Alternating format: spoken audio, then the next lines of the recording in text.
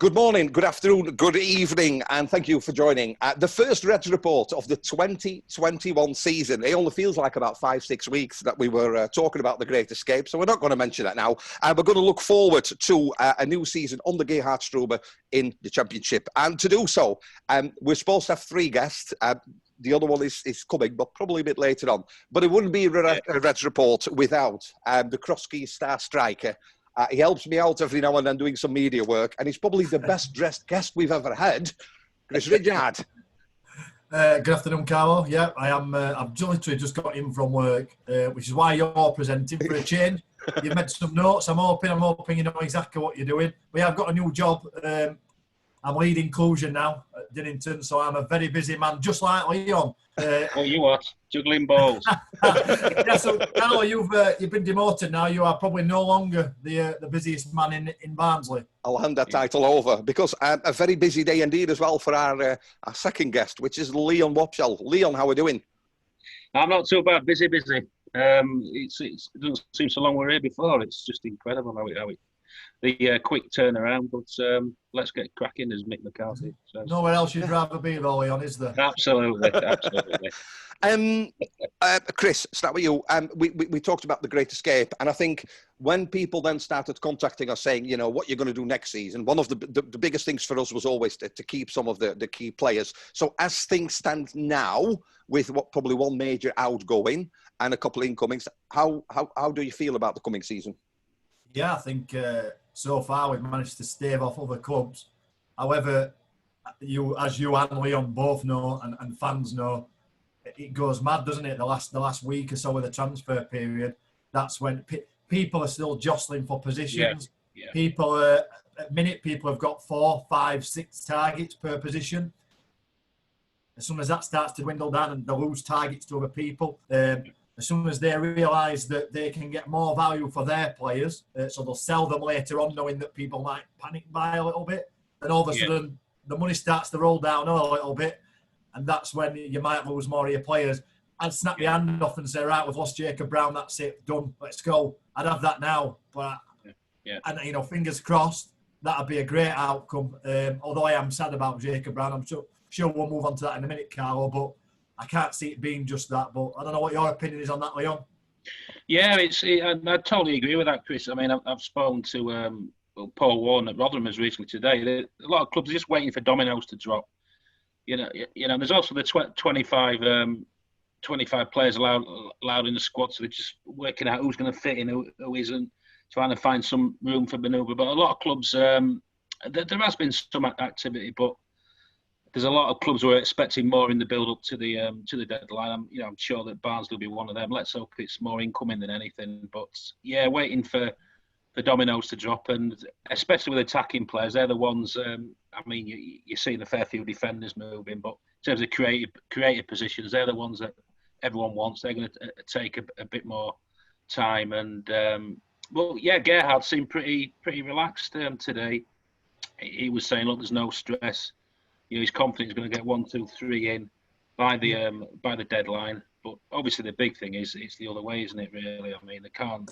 I totally agree with the point you said there. I think losing one big player, fair enough. But when you're losing, more than that, 2 and 3, then it can really upset the season. So it's just a case of watch this space, isn't it? You wonder if some of the bigger clubs who maybe have not got the first targets might chance their arm with 1 or 2 of the family silver at Barnsley, but let's hope not.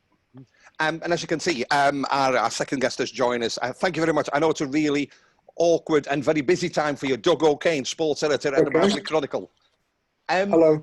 Hiya. Doug, we talked about the main thing for Barnsley was not losing too many players. So as things stand, is it fair to say that probably the very first signing of this sort of mini pre-season, the return on a season-long loan for Killian Ludwig was probably key and probably the one that they wanted to do first of all, because if any player lives and breathes the philosophy of Gerhard Struber, it's been Ludwig, hasn't it? Yeah, definitely. He was excellent last season, and I think he's one of a number of players at Barnsley who can only get better, really, with a bit more experience. I mean, it was his first games in professional football last season, so with another season under Struber and in the Championship, getting used to playing in England, I think he can only get better. And yeah, like you said, Barnsley don't really sign loan players. They haven't signed anyone for about 2 years on loan, but I think they made a special case out of him because of his relationship with Struber and because of how good he is. And I think there's hopefully one of the things they're starting to realise and slightly change their very strict philosophies is that loan players sometimes can help the club in terms of providing a talent or a certain player who wouldn't be available to pay for. So yeah, hopefully that's a good sign, and he's a really good signing. It's probably very clear from how the board, the club and Gerhard spoke after the Great Escape that there was a clear list of targets that they wanted to bring in. A big shock, I suppose, then to hear that Ben Williams, Chris, looks like he's out for the rest of the season. That then adds a bit more pressure to it, doesn't it? Because suddenly we're also looking for somebody to cover that position. Yeah, I mean, I don't know where Doug and Leon sit on this one. Ben Williams, to me, he's an out-and-out left-back. Now, the formation at minute that we seem to be favouring, I'm not sure where he'd sit in that. So I'm not sure how much of loss he is. Now, I don't know if that's gone somewhere to making Struber's mind up as to what formation we play, whether Ben Williams were in his starting 11 before he were injured. But equally, I'm not quite sure where he sits within that system. Would he play at left-hand side or a back three? Would he end up playing on left-hand side? I'm not convinced he would have been starting anyway, but it is a body.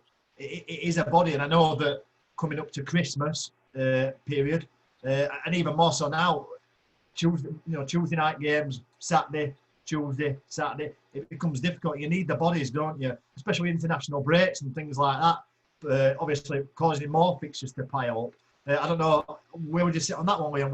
Would you agree with that? Yeah, I mean, I just got to think of Ben as well. He is young, isn't he? Really. I mean, first of all, you just feel sorry for the lad, don't you? He's a smashing lad, and he's he's going to have ups and downs in his form. It's just a bit of a tragedy for him.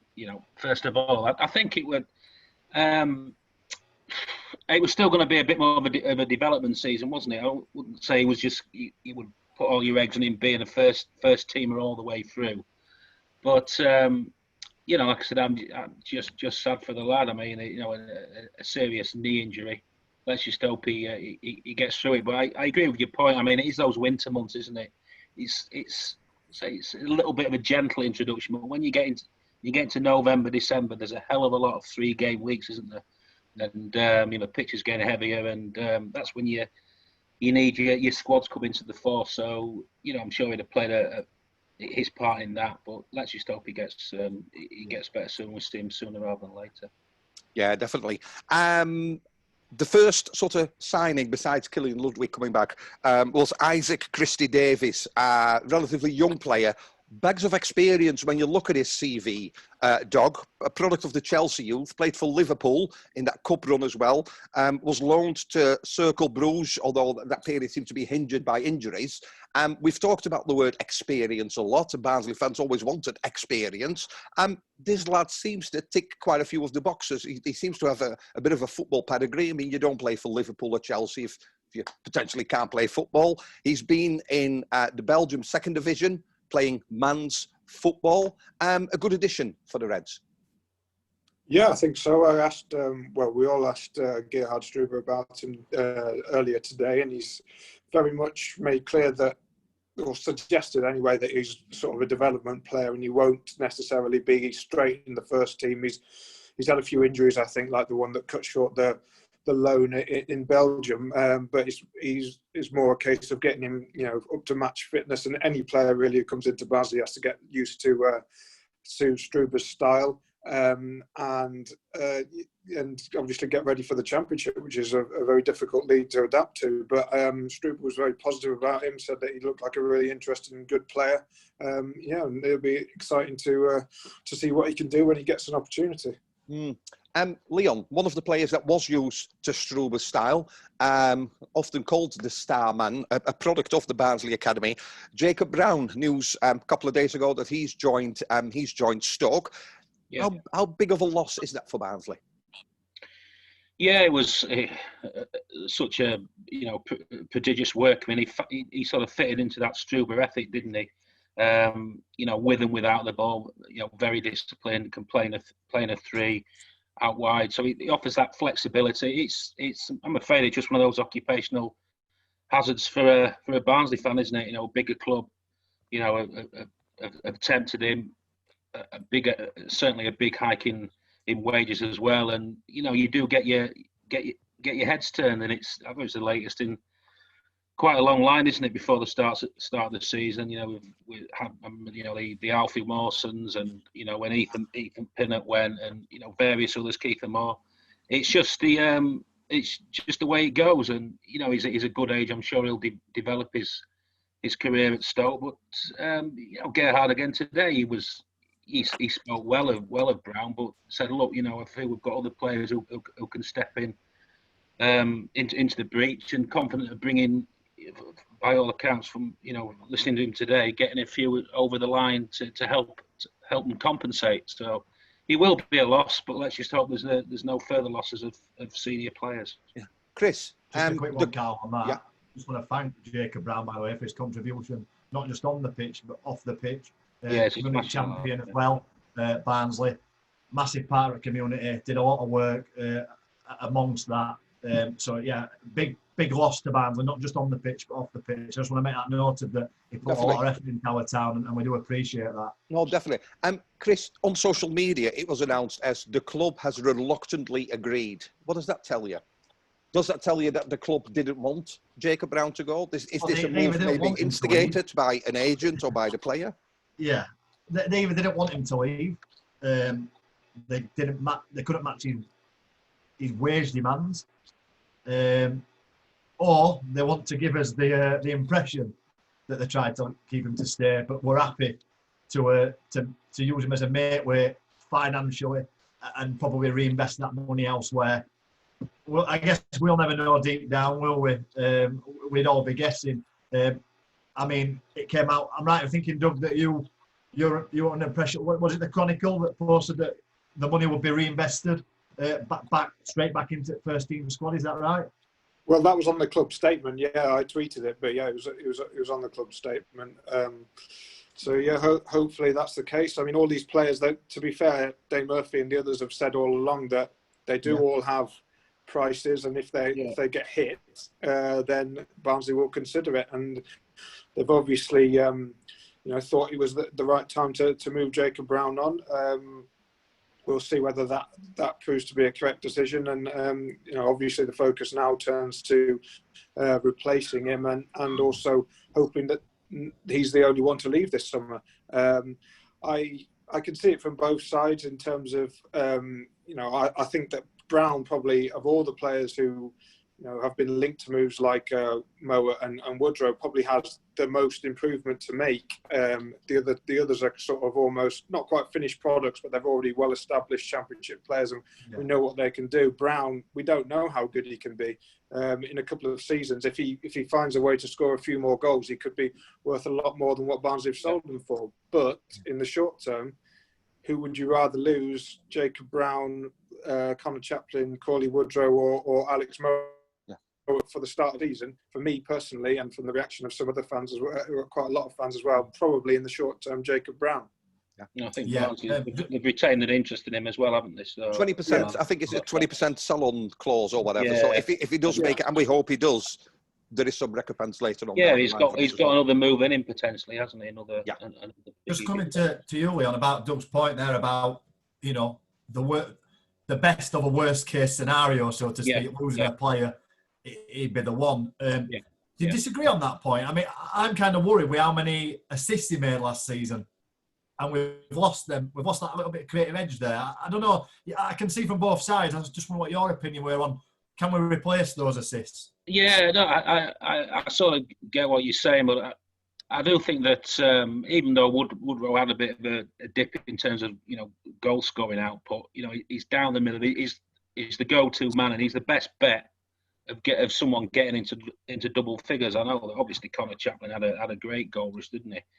But if you play Woodrow down the middle and he'll get chances, he might have a few patches where he's he might not score for a few games, but give him the chances, and he should be able to score you 15. And obviously, Alex Mowatt's the driving force, the leader on the pitch. So, I do think obviously Brown has probably got maybe a bit more potential, if you like, but in terms of where Barnsley are now, I just think those two players and characters are that bit bigger.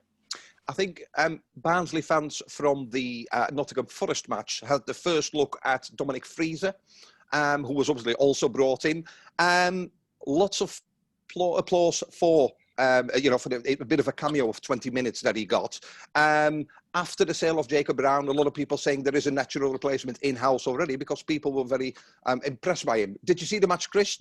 What was your thoughts on Frieser's first appearance? I did watch the match. Obviously, I mean, Doug, you attended, I'm sure. So I'm sure yes. Doug will have a much better view on what the game looked like. Cause it's hard, isn't it, on iPhone to watch, when you're watching spaces and the shapes and things like that. It's hard. What I did notice, the biggest point I took from that, on I4, which Doug won't have seen because he were at the match, on I4 you only see a certain part of the pitch. And no matter where the ball was, and whenever Forrest had it, there were a Barnsley shirt there. And then the pass, Forrest had passed, the camera had panned, and again there were a Barnsley shirt there. And that kept up for 80 plus minutes. It was incredible. It was like we were playing with 20 players to their 11. I've never seen anything like that. I don't know, Doug, what's your thought on that? And obviously, did that come across to you, been there? Yeah, we definitely did. I thought they were definitely better than Forest. Maybe after the first 10 minutes when they started a little bit slowly, but the rest of the game, I thought they were by far the better team. They looked fitter, didn't they? They looked really like, not like a normal first game of the season. They looked a lot sharper. It's the one caveat you'd probably add is obviously it was a cup game, and were Forest taking it as seriously as Barnsley, or sort of as up for it as Barnsley were, but that doesn't really matter at the end of the day. You can take lots of positives out of it for Barnsley. And yeah, in terms of Frieser's contribution, obviously he had that chance, didn't he, when Alex Mowat won the ball and then passed to him. It wasn't the easiest chance, but it was a decent save from the keeper, and I thought he looked lively. He held the ball up quite well, and some nice passes to play his teammates into play. I think it's clear that he's maybe a tiny bit behind in terms of fitness from the rest of the squad, just because he hasn't been there for the full pre-season, and obviously coming from a different league and adapting to the Championship. But yeah, I haven't seen much of him apart from that brief cameo. I wouldn't be able to say necessarily whether he is like for like with Jacob Brown, but hopefully he can perform a similar role. One of the talking points as well has been the future of Bambo Diaby. Obviously, you're still waiting on whatever is happening with his doping charge. Yesterday, Michael Hellick was announced as a new signing for Barnsley. Does 1-1 make two? Does that mean maybe like Diaby's out on the way out, Doug? Or was there anything mentioned today in the press conference about that? Yeah, it was mentioned today. And Struber said that he wants to keep all his centre-backs. He sees it as a long, tough season. They play 3 at the back, and there'll be 46 league games plus cup matches. So I wonder, there's obviously Diaby with the investigation hanging over him. We still don't know when he'll be available. Then you've got Apo Halm, who can also be used in midfield, and then Hellick as well as the 3 that are starting at the moment. So I can see where he's coming from. It does seem a little bit of an overload in that position, and in a way it might make sense to move one on. But if he sees it best to keep them all, then and the club can do that financially, then fair enough. What have you made so far, Doug, of the signings that have come in? Obviously, Ludwig excluded because we had heard about him. You look at Frieser, if you look online at the little bit of information that there is about people like Davies, people like this Hellick, they all seem to fit that mould of what Struber wants in a player. You tweeted something which I thought was very interesting as well, that actually the age of the players coming in, it used to be 20, 21, quite young, it was that DNA. Now we're talking 25, 26.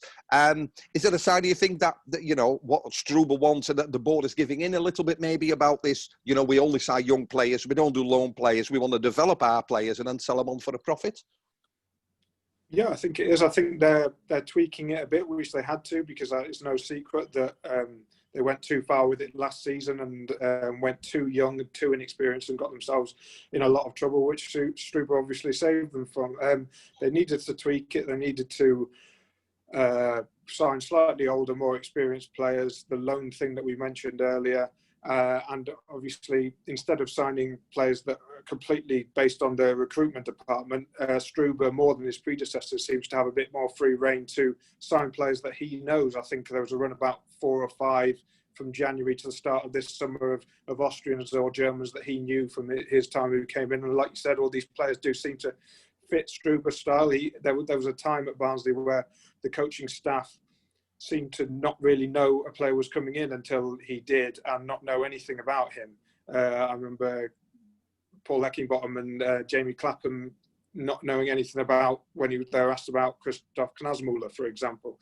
That's not the case now. Even if it's a player who he hasn't known before, he obviously has a good look at them and decides whether they fit into his style or not. And he's been very positive about the two that have come in this week in Christie-Davies and Hellick. Leon, I read on social media today that the Sheffield Wednesday manager was talking about a specific brand or type of football that he wants to play, and they're in that sort of transformation period. How important that Barnsley have played this football, especially it started under Daniel Stendel, and I think it was a bit more intensified when Struber comes in. How much of an advantage is it that we're sticking to those principles and then looking ahead at the 2021 season? Because of that, should that be a season of competing rather than just surviving? Yeah, I totally agree. Barnsley do have a clear identity. These gegenpressing, swarming down the throats of players. I mean, in some respects, it was. You look at Leeds last season. That was similar, perhaps. A fair bit more refined, but that sort of intensity of work rate, hunting impacts to get the ball back, and I think it was all the more impressive that Barnsley maintained that philosophy. And at the end of the season, when it didn't really matter how they played, but they stayed up that way, didn't they? I mean, everyone remembers they won at Brentford, but the first half was, if you want to put a coaching video on in terms of a team operating without the ball, that was just sort of picture perfect almost. So what he's done, Struber, it's been remarkable in its own way since he did arrive, and players, they're identifying players to come into that system. So I just think in terms of aims for this season, just don't get too carried away. Let's see how the first month goes. Hopefully, keeping the senior players there by the time the deadline finishes. Barnsley have a sound, steady start. They've been consistent at home. They've kept, 5 clean sheets in a row, isn't it? So they're getting continuity in that respect. Start the season well, in contrast to last season where they were behind the 8 ball. That put them back, didn't it, for virtually the final 2/3 of the season. A nice steady start. They can build from there, and there's no reason why they can't have a decent season. Leon, you've just compared it to Leeds last season, and then tell me not to get carried away. Which one is it? Are we going to win the league? Or no, what? it's just just in terms of I know, style, isn't it? And you got a hell of a lot of plaudits from Leeds, didn't you, last season? Yeah. And, Chris, to have a successful season, what do Barnsley need? What do Barnsley need with, obviously there's still a few weeks to go in the transfer, besides a steady start? What positions do you think we need to look at to fulfill to have that good season? Where are we short? The manager's position. I think if we have Struber for a full season, we'll be fine. Absolutely. That's it. That, to me, that's first and foremost. And I do think Doug mentioned the fitness earlier at Barnsley, and I think we're going to hit the ground running. And I think we need to pick as many points up as we can early doors to take that pressure off ourselves. And who knows, then the world is oyster, because last season we played under some incredibly intense pressure during November, December, and start of January, and we didn't really pick up many points, did we?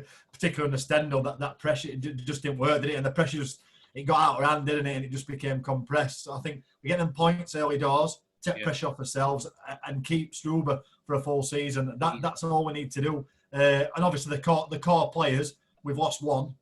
If we can get away with losing one more, maybe, and solid replacements, then we're fine. But I think Struber is the most important piece of this puzzle. So he's a unique selling point, definitely. He's the main man. You can talk about Barnsley's players, star man, but he is the big asset that Barnsley have got. Struber, without a doubt, he's been outstanding. And if you take away Bielsa and a couple of others, probably the success story, if you like, from last season.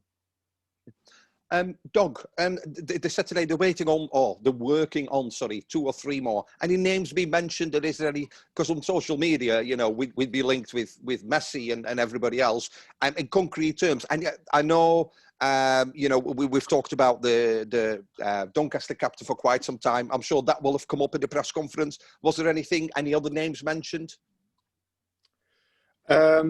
Yeah, there's been a few. I think in terms of the strikers, Sandro Kalinovic has been mentioned. I hope I'm saying that name right today.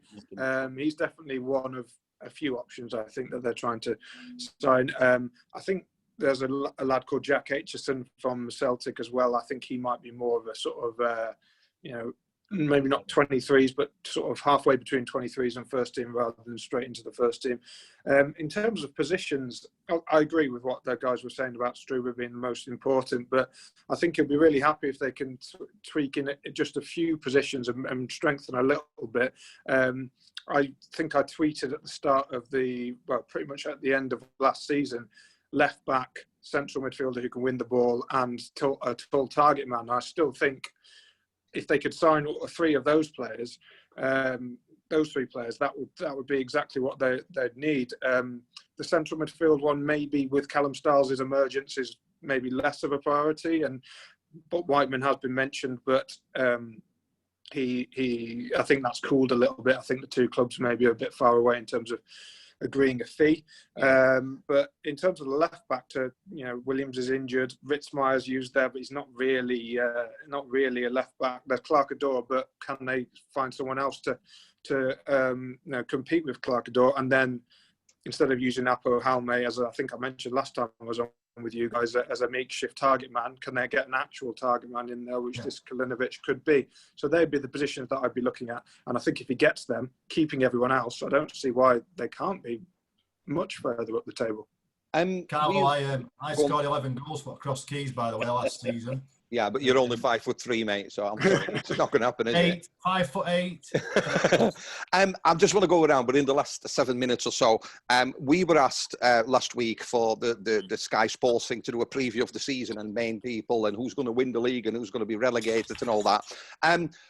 Who do you think, Chris, I'll start with you, who is the biggest danger for Barnsley? So who is our danger man? Who will the opposition sort of seek out to say, that's that person? And where do you think we'll finish? So it's a bit of a double question for you. Yeah, I think if he's still in a red shirt come start season, I think it's hard to look beyond Kyle Woodrow. And I know Leon's mentioned him earlier. A man who scores, double figures for Barnsley in second division. They're rare, aren't they? And not only that, at times he was clinical last season. I mean, I know he had a dry patch towards the back end of the season. I think lockdown and stuff may have affected that. And I think the goal at Forest in the Carabao Cup will have done wonders for his confidence. Yeah, massive for his confidence. But we know if he goes on that purple patch, he could get us 4 goals in 5 games, and that could pick us up 6, 8 points. Do you know what I mean? He's going to be our key man. Where he plays remains to be seen. Obviously, the Jacob Brown transfer could push Kyle Woodrow further forward. I don't know if that's in pipeline. Personally, I prefer him in a number 10. I like him to dictate play. I think he's confident on ball. I think he can arrive late. He doesn't necessarily even need to be in the box. His stats, his goal stats are proven. He's not really an out-and-out box striker, is he? He scores a lot from 15, 20 yards. Yeah, and first touch inside the box, isn't it? I mean, Kyle Woodrow, and in terms of how Barnsley will do it, I'd be more than happy with 13, 14, something like that. I think that would be another platform that we can build from. Okay. That's my opinion. Leon, Luton Town ring you in 5-10 minutes time and say, can you just give a bit of a lowdown of the Barnsley team? Who's the danger man? Who would you choose? I'd take Chris' points about Woodrow, but I just think in terms of the round of the season, I would probably, you've got to say Solbauer, haven't you? He held it together at the back. He organised those around him. I'm liking the look of this Hellick by all reports. He's a no-nonsense, strong, physical centre half, but he's got to come in and get a taste of it first of all. So I think from carrying on from last season, he was a huge catalyst in Barnsley staying up. Solbauer, he's a leader on the pitch, and he helps those around him. And I think you've got to say Jack Walton as well. I mean, he was terrific, wasn't he, in that run at the end of last season? Let's just hope he can build from that. It's a big responsibility now. He's number one, first choice. He's a relatively young lad. He's had some success at the end of the last season. Now it's in his hands. Can he kick on and take his career on to greater heights? But if I had to pick one, I'd definitely pick Solbauer. And same for you, Doug. If they ask you if the opposition need to watch one player, who would it be for you? And I think this is showing that actually, compared to other seasons, it's all over the pitch now, isn't it? We're starting to build that spine again. But Doug, who is it for you? And how do you think the Reds will fare in this coming 2021 season? Well, if I could have said Woodrow and I could have said Solbauer as well, but I think I always think that Alex Mowat is Barnsley's best player. Although obviously the strikers did brilliantly and Solbauer did change the season. That season, Mowat for me is just so consistently good. He very, very, very rarely has a bad game or makes a mistake. You could see at times last season he was almost playing on his own in terms of he was the one keeping the team going, keeping them believing and urging them forwards, and his consistency levels never stops. We spoke about Jacob Brown's assist, but don't forget Mowat was pretty much in the top 10 as well. He was in the top 10 for championship assists. I think he got 8 or 9 last season. So he's a quality player, and I think arguably if he were to go, and I'm not saying that I think or that he will, but I think he'd probably be the biggest loss because I'm not sure anyone could replace him, and obviously he's a pretty inspirational captain as well. But I agree with the Woodrow chaplain as well. Add some pace and something different up front. And I think just generally it's a kind of everyone needs to contribute, doesn't it? It's the weakest player that might let them down rather than the strongest player drag them through kind of thing. There's, can Jordan Williams adapt to this left of the back three role that he seems to be doing really well as an underrated player in my opinion? And can Mads Andersen cut out the mistakes from last season and carry on what he did in 8 of the 9 games after lockdown? Will Callum Stiles continue what seems to be like a massive trajectory towards a great player? Same with Killian Ludwig, and will someone like Elliot Simo step up and play just behind the strikers and get goals and assists? So there's lots of players that can jump up and become one of the key players, but I think they all have to contribute. Definitely. Gents, thank you very, very much. We'll make a day to probably speak to you all again in a couple of weeks when we play Chelsea away in whatever round it is of the Carabao Cup. That's, of course, after we beat... Leon, is that going to happen? That's going to happen, isn't it, Leon? Well, we only need to beat Middlesbrough, don't we? No comment. Well, they've only won once at home this decade. So they haven't won at home in the league since Boxing Day. So I think Barnsley should have a little bit of a chance there.